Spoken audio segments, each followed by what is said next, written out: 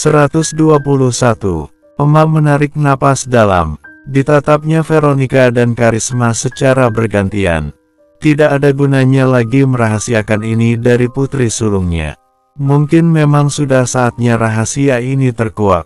Adalah salahnya menganggap anak angkat sebagai anaknya sendiri. Harusnya sejak awal ia memposisikan diri hanya sebagai ibu yang mengasuh.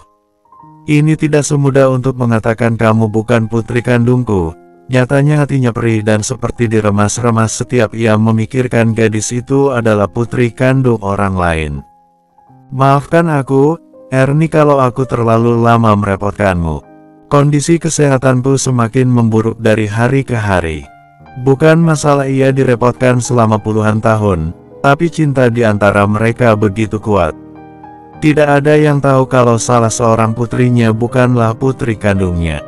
Andai bukan karena kedua orang tuanya datang mencari, mungkin aku juga tidak akan datang menemuimu. Aku akan ikhlaskan ia besar bersamamu. Karisma tampak menyesal. Ia bisa melihat betapa beratnya Ernie melepaskan putrinya itu. Wanita itu masih belum menjawab. Ia merasa tenggorokannya mendadak saja terasa kering. Bagaimana ia harus mengatakannya? Tidakkah ini akan sangat melukai hati putrinya itu? Apakah kamu tidak memberitahunya? Apakah selama ini kamu menganggapnya sebagai putri kandungmu? Emak menatap ke arah Veronica yang juga tengah menatap ke arahnya. Rasa penasaran yang menggebu membuatnya tidak bisa berpaling dari wajah enak. Dia ingin mendengar jawabannya sekarang juga.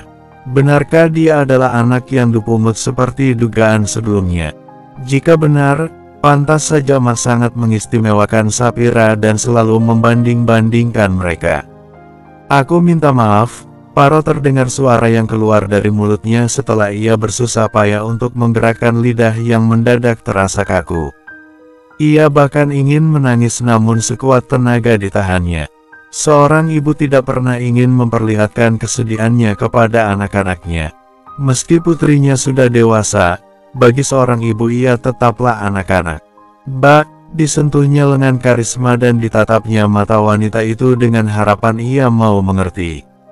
Tolong beri saya waktu. Saya tidak tahu, Ernie. Apakah saya masih punya waktu untuk menunggu? Setiap saat penyakit ini bisa saja membunuhku. Dadanya terasa nyeri. Harusnya ia merasa sedih mendengar saudari sepupunya menanggungkan penyakit mematikan yang akan membuat mereka terpisah lagi. Harusnya ia juga merasa senang karena akhirnya mereka kembali dipertemukan. Namun di antara perasaan yang saling berseberangan itu, Emak merasakan perasaan lain. Ia takut akan kehilangan cinta dari putrinya. Tak pelak lagi ia menangis sesenggukan. Ini terlalu menyedihkan baginya membayangkan perpisahan yang sebentar lagi terjadi. Emak, jangan menunda-nunda waktu. Jelaskan sama aku, apa benar aku bukan anak kandung Emak? Veronica yang sudah tidak sabar akhirnya bicara. Matanya berkilat-kilat karena merasa emosi. Emak terkejut, wajahnya terangkat untuk menatap Veronica dengan kerutan yang berlipat-lipat di keningnya. Setelahnya ia menoleh ke arah Karisma. Apa yang Mbak katakan padanya? Karisma menceritakan semuanya. Percakapan antara dirinya dan Veronica saat ia datang. Emak menghela napas panjang. Disusutnya bening air mata yang berguguran dan tidak terbendung itu. Ini tidak benar, ujarnya kemudian dengan suara bergetar. Ditatapnya sekali lagi bola mata Veronica lalu dipaksanya untuk tersenyum. Kamu itu putri kandungku, V. Aku yang sudah mengandung dan melahirkanmu. Kamu saja yang selalu merasa kalau dirimu anak pungut, karena tidak suka kalau Emak memuji dan menyanjung Sapira. Emak tidak bermaksud membeda-bedakan kalian, Emak hanya ingin kamu belajar seperti adikmu, ujarnya. Veronica tidak melihat kebohongan dari nada bicara ibunya, namun ia juga tidak melihat kebohongan saat mendengar kisah yang disampaikan oleh Karisma padanya. Lalu mana yang harus ia percaya? Bibi sendiri yang bilang kalau cincin ini milik Tuan Mahendra. Beliau adalah orang yang sudah membuang anaknya dan menyerahkannya pada bibi ini. Veronica kembali menunjukkan cincin di tangannya kepada Emak. Tuan Mahendra, matanya membelalak lalu menatap ke arah Karisma. Iya, Ernie. Saya juga baru tahu kalau ternyata putri yang saya temukan di dalam mobil itu ternyata adalah putri Tuan Mahendra. Beliau sudah menukarnya dengan seorang bayi laki-laki demi menyelamatkan rumah tangganya bersama Nyonya Sandra. Saat itu ibunya sangat berharap kalau akan mendapatkan cucu laki-laki dari Nyonya Sandra. Emma benar-benar syok mendengar fakta tersebut. Jadi, Jovan itu. Oh ya, saya juga baru tahu kalau ternyata salah seorang putrimu menikah dengan putra Tuan Mahendra. Ah, ternyata nasib bermain dengan sangat indah. Selama ini ternyata mereka begitu dekat denganmu. Emma menggeleng. Semua ini begitu sulit dipercaya. Jika benar seperti ceritamu, lalu untuk apa Tuan Mahendra mencari putrinya itu kembali? Katakan padanya, putrinya itu bahagia bersamaku. Tidak bisa, Ernie. Dulu, ia masih muda dan belum berpikiran matang. Keputusan yang diambilnya hanya demi kepentingan pribadi. Saat umur bertambah tua, dosa berada di depan mata. Ia ingin putrinya kembali dan mendapatkan kesempatan untuk memiliki apa yang memang seharusnya menjadi milik dia. Tidak peduli dia anak perempuan atau lelaki, mereka berhak mendapatkan kesempatan yang sama. Karena Tuan Mahendra hanya memiliki satu orang anak. Dan sekarang yang menikmati harta kekayaannya bukanlah putra kandungnya. Karisma menceritakan dengan berapi-api. Seolah ia ingin mengatakan kalau Jovan sama sekali tidak berhak untuk semua itu. Aku tidak pernah membedakan putri kandungku atau bukan. Jika mereka tumbuh dan besar dalam pengasuhanku dan menikmati jerih payahku, setiap tetes darah yang mengalir dari tubuhnya adalah hasil keringatku, maka ia adalah putriku. Tentu saja mereka menganggap begitu terhadap putranya, tapi mereka juga ingin putrinya kembali. Jika mereka bisa hidup bersama dalam satu keluarga besar, kenapa tidak? Mengertilah Ernie, menutupi identitas seorang anak juga merupakan dosa. Aku pikir kamu orang yang paling mengerti soal itu, ucap Karisma mengingatkan. Kalau tidak seharusnya Emma menutupi identitas salah seorang putrinya. Dan sudah seharusnya ia menyebutkan statusnya sejak awal agar sang anak tidak merasakan kebingungan. Ia memang sudah melakukan kesalahan yang besar. Karena kasih sayangnya pada putrinya itu membuat ia mengakui putri orang lain sebagai putrinya sendiri. Ketika akhirnya sekarang orang tuanya datang mencarinya, ia merasa berat untuk melepasnya. Maukah kamu memberiku waktu untuk bicara padanya? Padanya, bukankah anak itu aku? Aku sudah mendengarnya, Mak.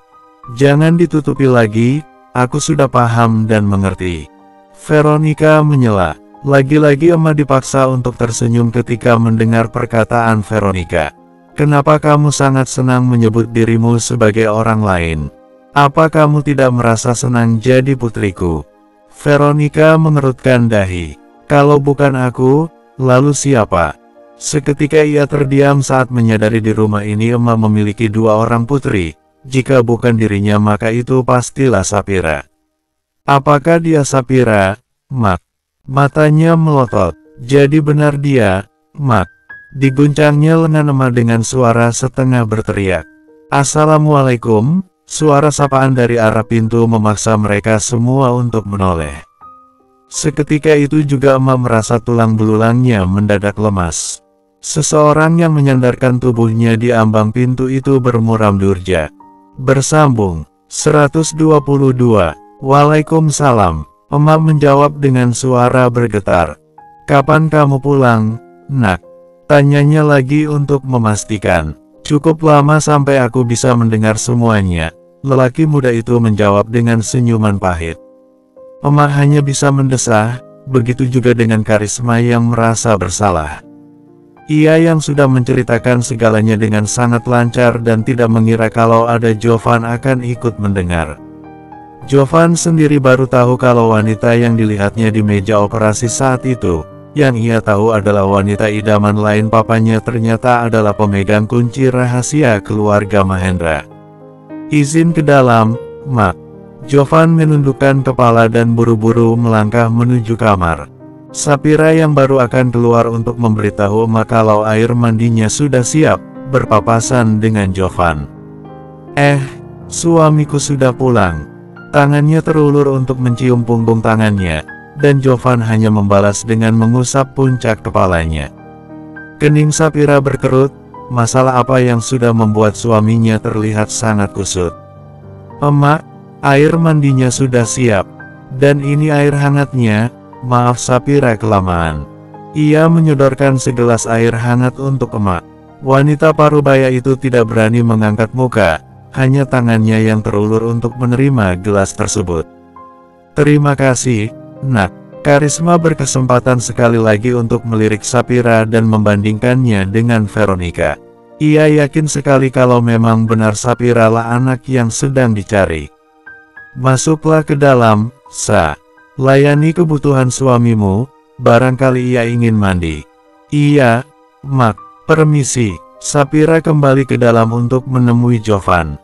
Veronica dan Karisma kembali melempar tatapan pada Ernie yang masih diam dan belum menjawab pertanyaan mereka.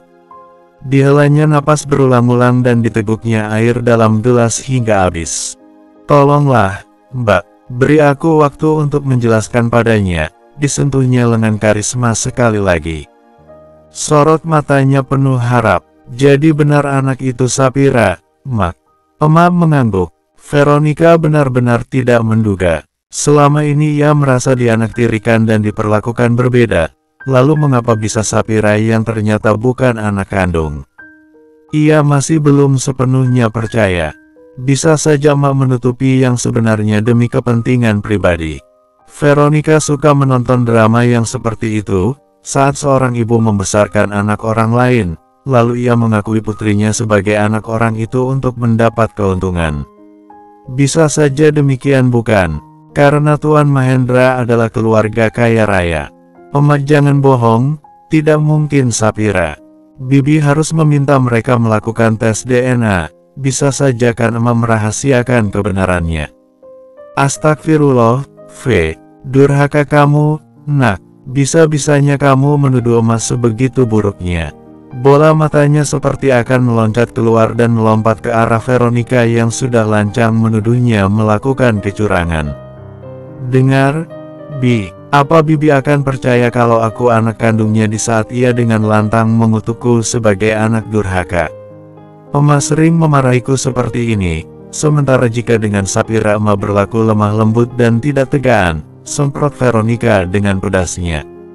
Emas sampai mengelus dada menerima perkataan Veronica. Karisma hanya bisa mendesah, ia bisa paham kenapa emak memperlakukan dua putrinya dengan berbeda. Karena tampak jelas putri sulungnya memiliki watak yang buruk. Seorang ibu akan bersikap keras dan tegas justru pada anak kandungnya sendiri, V. Siapa yang berani memarahi anak orang lain? Meski rasanya sakit mengatakan demikian, namun kalimat itu meluncur juga. Veronica terdiam. Yang dikatakan emak benar juga. Namun rasanya sulit untuk mengakui kebenaran itu. Mengapa drama seperti ini harus singgah dalam keluarga mereka? Mengapa hidup mereka tidak bisa seperti dulu saja, tanpa datangnya pengakuan seperti ini? Ia menyesal sudah menemukan cincin tersebut dan akhirnya mendengar kenyataan ini lebih dulu dari Sapira. Pada akhirnya ia merasa ada perasaan ganjil yang menyergap hatinya.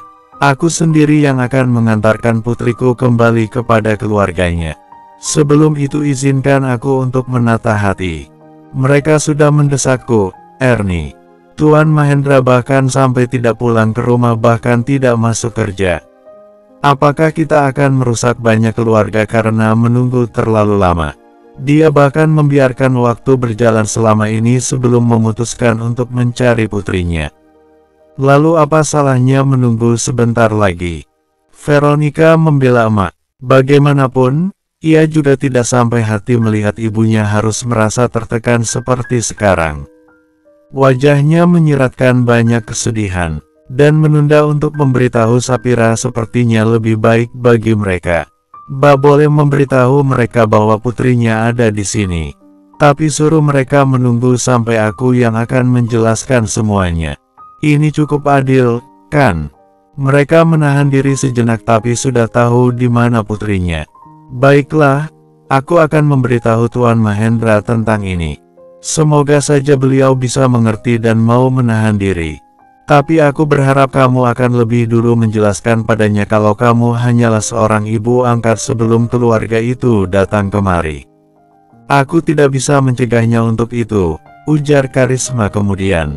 Oma merasa kepalanya berdenyut. Semua memang adalah salahnya karena sudah menutupi ini sekian lama, tapi Mahendra juga salah karena memberikan harapan pada ibu lain sekian lamanya. Lalu sekarang mendesak Utnuk mengembalikan putrinya. Tidak semudah itu. Wanita itu juga merasa bersalah pada Jovan yang harus mendengar semuanya. Ini pastilah sangat menyakitkan. Entah apa yang akan terjadi pada putri dan menantunya itu setelah ini. Bagaimana jika Jovan tidak bisa menerima kenyataan ini? Asteris. Apakah banyak masalah di perusahaan? Tanya Sapira sambil memijit lengan suaminya yang hanya berbaring di kamar setelah ia pulang. Lelaki muda itu bahkan tidak banyak berbicara. Matanya terpejam, namun terdengar helaan napas berulang-ulang. Sapira tahu suaminya itu tidak tidur melainkan memikirkan sesuatu. Apa tidak sebaiknya mandi dulu? Aku sudah menyiapkan air hangat, siapa tahu pikiranmu bisa segar kembali suamiku. Jovan tidak tahu bagaimana menjelaskan perasaannya pada Sapira. Ia harus mendengar fakta tentang kehidupannya keluar dari mulut orang lain. Setelah Oma mendiamkannya selama berminggu-minggu, Papa yang tidak pulang ke rumah dan perubahan sikap Mama. Ia baru tahu sekarang apa yang menjadi penyebab dari semua itu. Kesalahan yang dilakukan papanya sangat besar dan tidak termaafkan.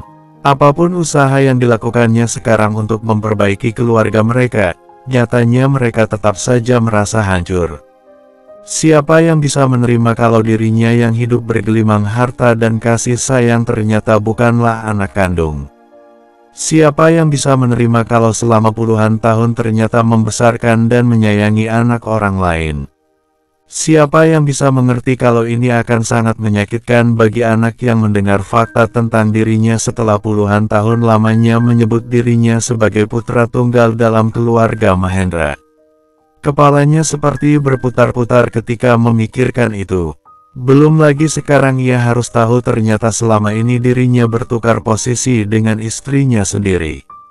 Orang yang seharusnya mendapatkan segala fasilitas kemewahan dan limpahan kasih sayang dari Oma itu ternyata adalah Sapira. Apa yang bisa aku bantu untuk meringankan beban pikiranmu, suamiku? Sapira menyandarkan kepalanya di bahu Jovan dengan manja. Sikap yang semakin membuat lelaki itu merasa bersalah. Sapira tidak tahu apapun tentang ini, tidak semestinya ia bersikap acuh padanya. Diusapnya puncak kepala sang istri dan dikecupnya dengan mesra. Maafin aku, sayang. Bersambung 123. Sandra dan Oma menatap Mahendra dengan pandangan tidak percaya. Ini seperti sesuatu yang sudah direncanakan, atau seperti ada jalan yang membuat mereka dipertemukan dalam satu titik kehidupan. Jangan mengada-ada kamu, Pak. Tidak mungkin anak yang kolot dan seperti dia adalah putri kita. Aku tidak mau mengakuinya, desis Sandra di luar dugaan. Mahendra menegakkan tubuhnya dan menatap Sandra dengan tajam. Kamu yang memintaku mencarinya, dan ketika tahu siapa putrimu kamu mau menolaknya. Wanita itu terdiam. Bagaimana mungkin gadis yang dia tidak sukai itu adalah putrinya? Dari segi manapun ia merasa mereka tidak memiliki kemiripan. Dirinya cerdas dan mandiri, sedangkan di matanya Sapira hanyalah gadis biasa tanpa ada sesuatu yang istimewa. Orang itu pasti sudah menukar putri kita. Jangan asal tuduh, dia berani bersumpah kalau anak itu benar putri kita karena anak yang dibesarkannya itu anak titipan dari Karisma. Tapi dia sangat kuno dan tidak seperti aku sama sekali. Lihat penampilannya itu, Sandra seperti merasa jengah ketika membayangkan Sapira yang sama sekali tidak bisa berdandan. Lalu kamu suka yang seperti apa? Apakah gadis seperti Safa? Oma yang sejak tadi hanya diam akhirnya angkat bicara. Tentu saja Safa jauh lebih baik, Mam. Dia bisa menempatkan diri di dalam keluarga kita dan penampilannya juga menarik. Selera kita dalam menilai penampilan orang memang berbeda, Sandra. Itu karena Mami sama kunonya dengan dia, balas Sandra dalam hati. Entah bagaimana caranya dia akan membuktikan kalau Sapira bukan putrinya dan wanita bernama Ernie itu pasti sudah menukar dengan putrinya sendiri demi kepentingan pribadi. Dalam hal ini pola pikir Sandra hampir sama dengan Veronica. Gadis itu pun tidak sepenuhnya percaya kalau dalam keluarga mereka dirinya berstatus anak kandung. Di saat Sapira merasa syok mendengar penjelasan emas soal status dirinya yang sebenarnya, Veronica justru berharap jika dirinya lah putri Tuan Mahendra yang sebenarnya. Ia bahkan rela bertukar tempat meskipun Sapira terbukti sebagai putri Tuan Mahendra. Dirinya sudah lama sekali ingin merasakan hidup bak Cinderella seperti halnya Sapira. Mengapa selalu dia yang beruntung? Dalam masalah percintaan selalu dia yang dikejar banyak lelaki, menikahi Jovan dan sekarang dialah putri Mahendra yang sebenarnya. Veronica tak habis pikir mengapa takdir bermain sangat indah untuk Sapira sementara sangat buruk untuk dirinya. Dicampakkan oleh lelaki yang diharapkan akan menjadi suaminya dan selalu dibandingkan dengan Sapira yang istimewa. Ia benar-benar merasa takdir telah mempermainkan dirinya. Ini seperti hanya mimpi bagiku, dan berharap saat bangun esok pagi semua kembali normal, ujar Sapira pada suaminya saat mereka sedang berbaring bersama di atas tempat tidur. Jovan hanya menoleh sekilas lalu kembali menatap langit-langit kamar. Ia pun sangat ingin demikian. Bukan karena ia akan kehilangan hak waris dalam keluarganya, namun cinta yang pernah ia dapatkan dari merekalah yang membuatnya merasa sakit. Apalagi saat ia mengetahui fakta dirinya hanyalah seorang anak yatim piatu. Maafkan aku, mungkin ini berat bagimu. Aku, Sapira yang paling merasa bersalah karena ia seperti merebut semua kebahagiaan yang seharusnya adalah milik suaminya. Kenapa minta maaf? Andai kita tidak pernah bertemu, apa kamu menyesal? Bukan, maksudku, aku tahu, sudahlah tidak ada yang salah dalam hal ini, mungkin beginilah caranya takdir bekerja. Jovan mengecup puncak kepala istrinya. Semua memang bukan salah mereka, namun takdir bermain dengan sangat indah. Dari awal mereka dipertemukan dalam peristiwa kecelakaan yang hampir saja merenggut nyawanya, lalu ia yang batal menikah dengan Veronica.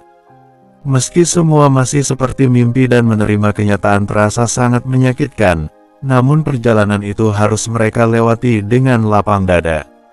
Lalu kapan kamu siap bertemu Oma? Jovan bertanya sambil jemarinya memainkan helaian rambut Sapira yang selembut sutera.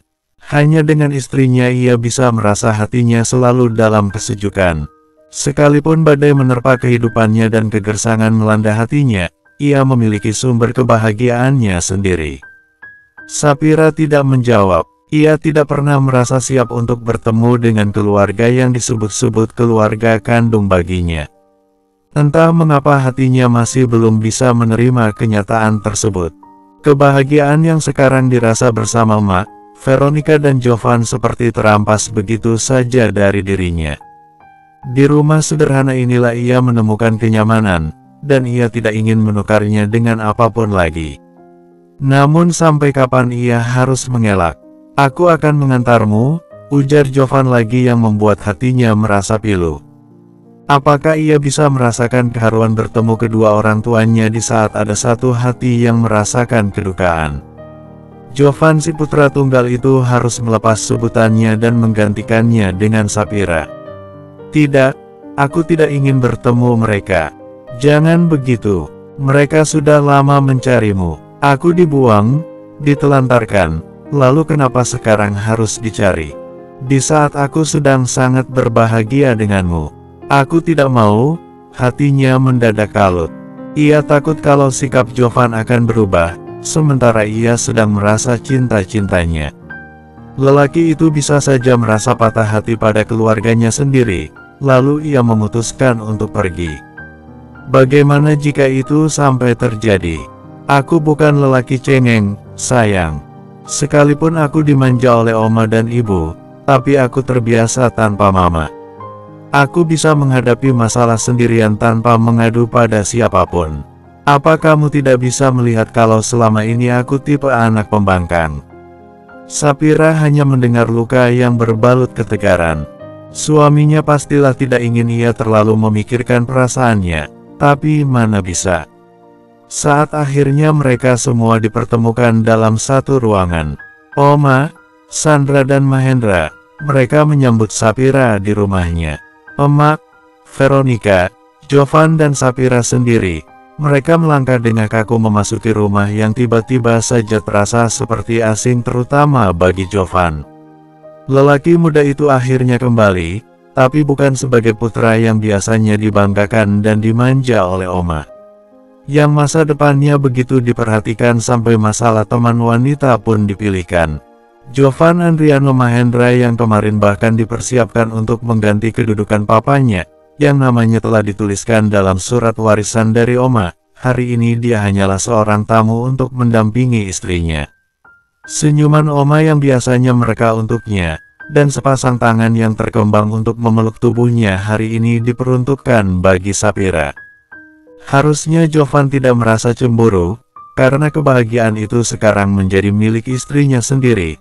Namun entah mengapa di kedalaman hatinya ia merasa ada yang patah ketika melihat Oma berubah sikap terhadapnya. Apakah Oma harus bersikap demikian padanya, setelah tahu ia bukanlah cucu kandungnya? Apakah cinta yang sekian puluhan tahun tertanam untuk dirinya hari ini tercabut sudah dari dasar hatinya? Apakah Oma benar-benar sudah menganggapku sebagai orang lain? Saat mata Jovan terpaku pada Oma dan Sapira, di saat yang sama Sandra sedang menatap ke arahnya. Ia bisa melihat luka dan kekecewaan yang terpancar di bola mata Jovan, luka yang tidak bisa dilihat oleh orang lain selain dirinya. Bersambung 124, Sandra mengalihkan tatapannya pada Veronica. Gadis itu terlihat modis dan pintar, sangat berbeda dengan Sapira. Meski saat ini Oma dan suaminya begitu yakin kalau Sapira adalah putri mereka, di dalam hatinya Sandra sama sekali tidak menerima. Dia sama sekali tidak layak berada dalam keluarga ini, melihatnya saja aku sudah merasa bosan. Sandra selalu memalingkan wajah dari menatap putri mereka. Dia benar-benar tidak menyukainya. Bukan gadis itu tidak tahu seperti apa sikap Sandra terhadapnya, namun ia tidak mau ambil pusing, karena setidaknya Sandra masih sangat hangat terhadap Jovan. Ia sama sekali tidak menganggap Jovan seperti orang lain. Hanya saja hubungan Mahendra dan Jovan terlihat kaku. Mereka tidak terlibat pembicaraan seperti biasanya. Saling diam dan bicara pada hati masing-masing. Mahendra merasa bersalah karena ia seperti mempermainkan kebahagiaan seseorang. Namun di lubuk hatinya terdalam, Jovan tetaplah putranya. Ia yang sudah membesarkannya selama ini dan setiap tetesan darah yang mengalir dari tubuhnya adalah hasil jerih payahnya dalam memeras keringat. Sampai kapanpun Mahendra akan menganggap Jovan seperti putranya sendiri. Sementara Jovan merasa kekakuan itu karena ia seperti sudah tidak lagi dianggap dalam keluarganya. Hatinya benar-benar sedih melihat Oma yang berubah sikap menjadi acuh, dan ketika ia berada di dekat papa, ia merasa lelaki itu pun bersikap sama terhadapnya. Ia sekarang hanyalah orang asing dalam keluarga Mahendra. Siapa yang bisa terima, hidup puluhan tahun lamanya bersama lalu sekarang ia disebut hanya sebagai anak asuh. Rasanya sangat menyakitkan. "Jo, tolong ambilkan ikan itu, nak." Sandra menunjuk piring ikan bakar yang berada di hadapan Jovan. Sapira yang memang terbiasa melayani orang-orang di meja makan dengan sigap mengambilkan apa yang dibutuhkan oleh Sandra.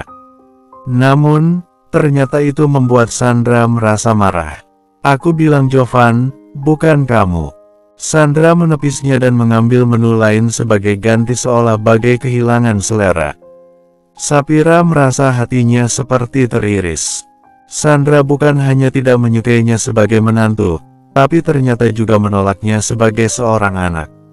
Veronica yang melihat drama di meja makan tersebut menyeringai.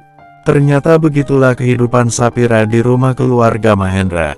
Tidak seperti yang ia bayangkan, kalau Sapira akan diperlakukan bagaikan putri raja di rumah orang kaya tersebut.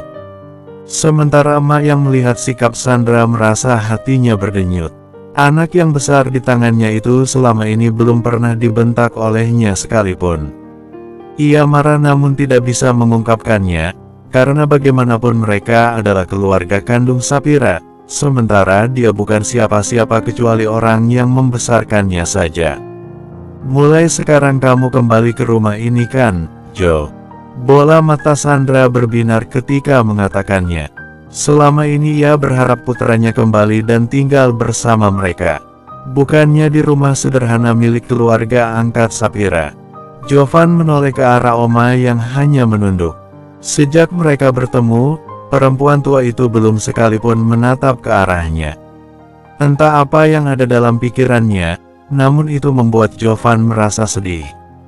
Semua terserah Spahira, Ma. Kali ini ia menoleh ke arah Sapira. Tatapan mata mereka bertemu dan gadis itu hanya mengulas senyum. Ia menyerahkan sepenuhnya pada Jovan, apakah mereka akan pergi atau bertahan di rumah tersebut. Mungkin semua masih terasa canggung. Biarkan Sapira dan Jovan memikirkannya dulu, ujar Mahendra akhirnya. Sandra berdecak, suaminya itu selalu memberikan pilihan yang berseberangan dengan dirinya. Yang penting sekarang semua sudah jelas, terserah Sapira mau tinggal di sini atau kembali ke rumah ibu angkatnya. Atau mungkin suaminya sudah menyiapkan rumah untuknya, itu mungkin lebih baik. Jovan mengangkat kepalanya dan menatap Oma yang tengah bicara. Namun wanita tua itu justru hanya menatap Sapira. Jovan ingat saat itu Oma memang menyarankan ia untuk membeli rumah. Ternyata sampai sekarang Oma masih memikirkannya. Terbit senyuman di wajah Jovan. Perhatian kecil seperti itu saja sudah membuatnya merasa bahagia. Sesederhana itu kebahagiaan bagi dirinya sekarang. Ia tidak banyak berharap dari keluarga yang pernah membesarkannya kecuali curahan cinta dan kasih sayang dari mereka. Oma menatap Jovan setelah anak itu lengah darinya. Ia merasa bersyukur karena tidak harus jauh dari Jovan, meskipun cucu kandungnya akhirnya ditemukan. Jika Oma bersikap acuh sebenarnya jarinya menanggungkan kesedihan. Ia tahu seperti apa perasaan Jovan setelah identitas dirinya terungkap. Bukan hanya anak itu, ia pun merasakan kesedihan mendalam. Sampai kapan Mami akan mendiamkannya? Kasihan Jovan, ujar Mahendra setelah Sapira dan Jovan meninggalkan rumah mereka. Tanyakan pada hatimu sendiri Hendra, apakah kamu sanggup memeluknya seperti dulu setelah kamu memberinya luka mendalam dengan kasih sayang palsu selama ini? Aku tulus menyayanginya Mam, tidak ada kepalsuan sedikit pun. Itu menurutmu? Coba kamu bayangkan perasaannya sedikit saja. Akankah dia merasakan kalau kasih sayang itu masih saja sama? Ini semua adalah salahmu. Oma meninggalkan putranya yang sudah memberikan kekecewaan terlalu besar. Sandra yang sejak tadi melihat interaksi antara ibu dan anak itu pun ikut pergi. Ia masih sama kecewanya seperti Oma. Baginya Mahendra sudah membuat kehidupan mereka jungkir balik. Kedamaian, ketenteraman, dan kebahagiaan yang pernah mereka miliki sekarang terasa semu. Sampai kapan mereka akan memusuhiku? Kau pikir semua akan kembali seperti semula setelah putri kami ditemukan? Desahnya dalam hati. Keadaan ini benar-benar menyulitkan Mahendra. Ia ingin kembali memperbaiki hubungannya dengan Sandra, namun rumah itu sekarang seperti sudah menolak kehadirannya. Kesalahan yang dilakukannya memang sangat fatal. Ia telah mempermainkan kehidupan seseorang dan mempertaruhkan masa depan anaknya sendiri. Tapi sampai kapan aku akan disiksa seperti ini? Tidak ada tempatku untuk kembali.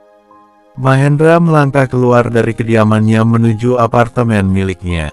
Di sana pun sudah tidak ada lagi Karisma yang biasa menyambutnya pulang. Ia benar-benar sendirian sekarang.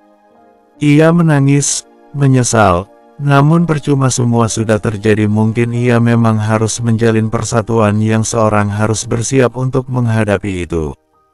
Kata maaf saja tidak cukup. Kesedihan Jovan, dan separuh kehidupan yang dialami Sapphira tidak pernah terbayarkan. Meskipun perubahan besar terjadi pada Jovan yang berusaha menerima keadaan dengan banyak-banyak bersyukur, rasa syukur yang membuatnya berpikir kalau separuh kehidupannya telah dijalani dengan kemewahan dan kasih sayang yang berlimpah, padahal ternyata itu bukan miliknya. Hanya saja ia merasa ditipu, namun saat tahu kebahagiaan itu hanyalah untuk istrinya, dia pun berusaha untuk menerima.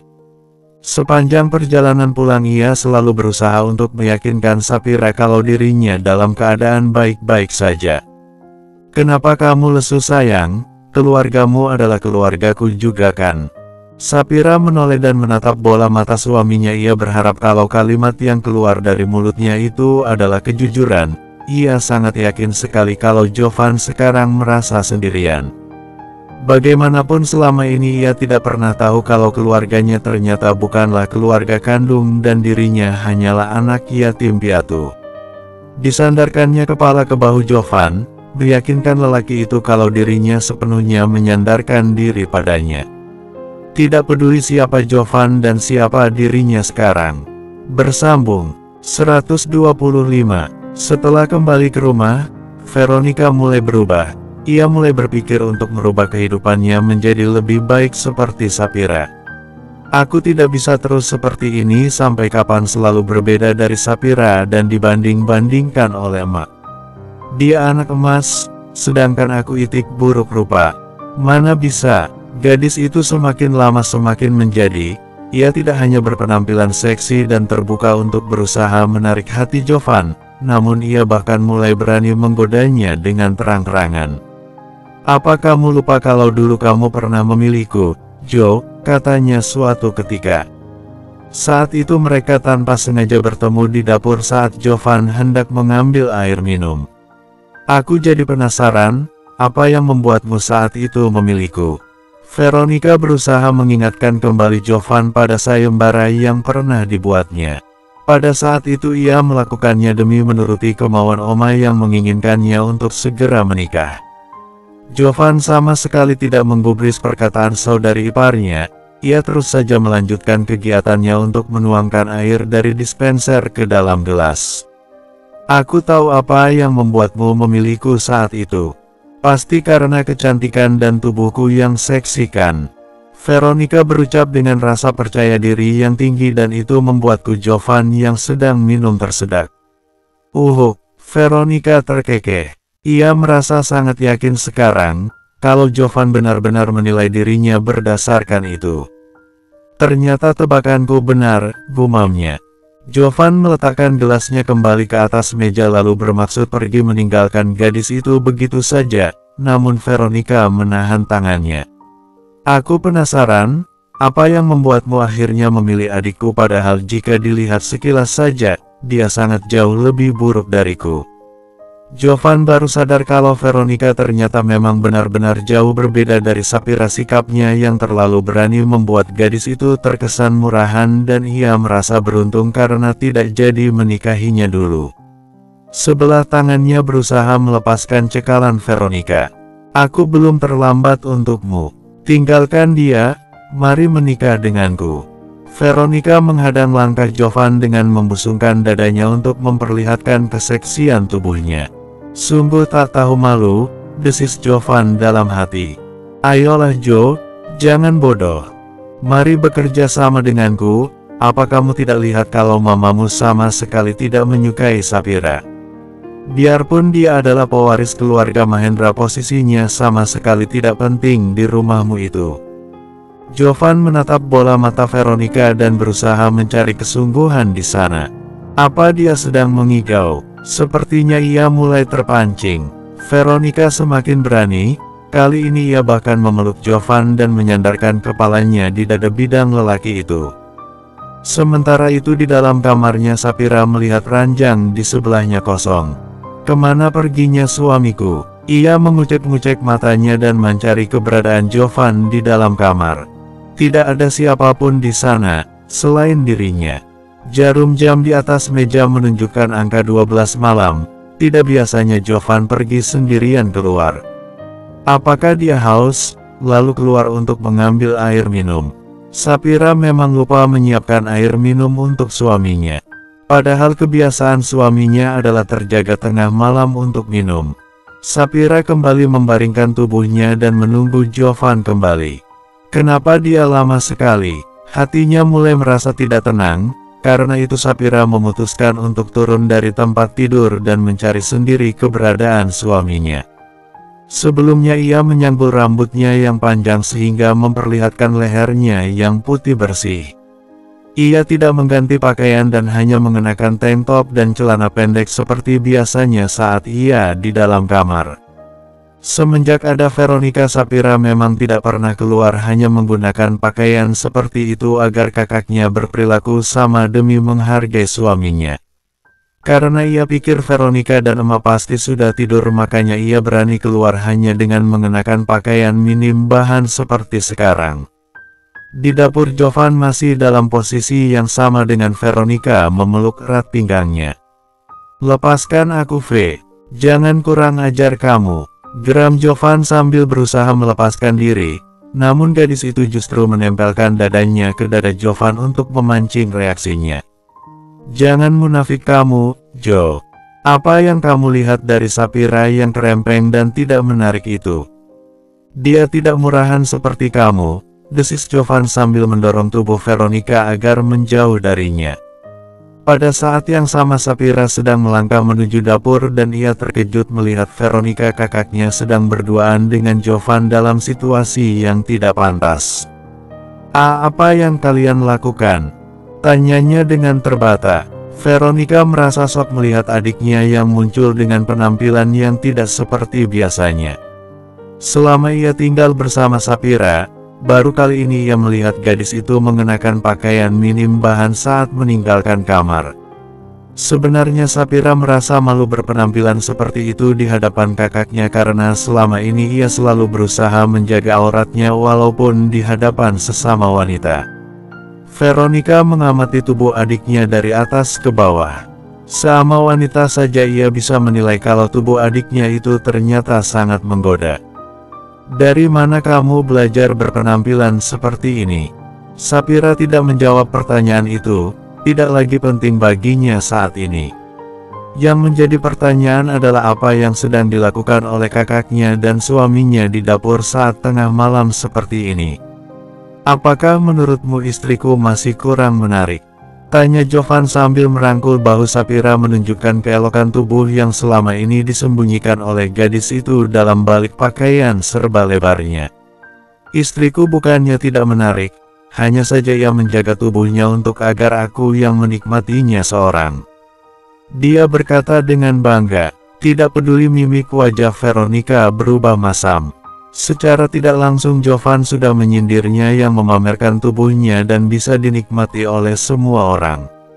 Sapira masih belum mengerti apa yang dibicarakan suaminya dan apa yang membuat sikap Veronica berubah. "Ayo sayang, kita kembali ke kamar. Aku masih mengantuk." Jovan membawa masuk Sapira ke dalam kamar sebelum gadis itu kembali bertanya. Aku lupa, apa yang membuat mau pergi ke dapur? Apakah kamu tadi mau minum?" Jovan baru tersadar, apa maksud dan tujuan istrinya pergi ke dapur tadi. "Aku mencarimu," jawab Sapira dengan datar. "Apa yang kalian lakukan di sana?" tanyanya kemudian. "Itu tadi, aku sedang haus dan tidak sengaja bertemu dengan Veronica yang mungkin juga mau mengambil minum." Lalu, Jovan menatap wajah istrinya. Ia tahu Sapira menyimpan pertanyaan besar atas kejadian di dapur tadi.